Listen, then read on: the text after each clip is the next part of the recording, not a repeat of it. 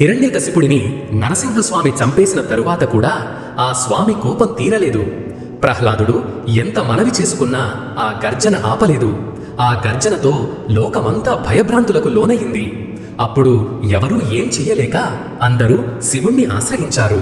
మహాదేవా, ఈ నరసింహుని కోపం ఆపాలి, శాంతి చేకూర్చాలి అని ప్రార్థించారు.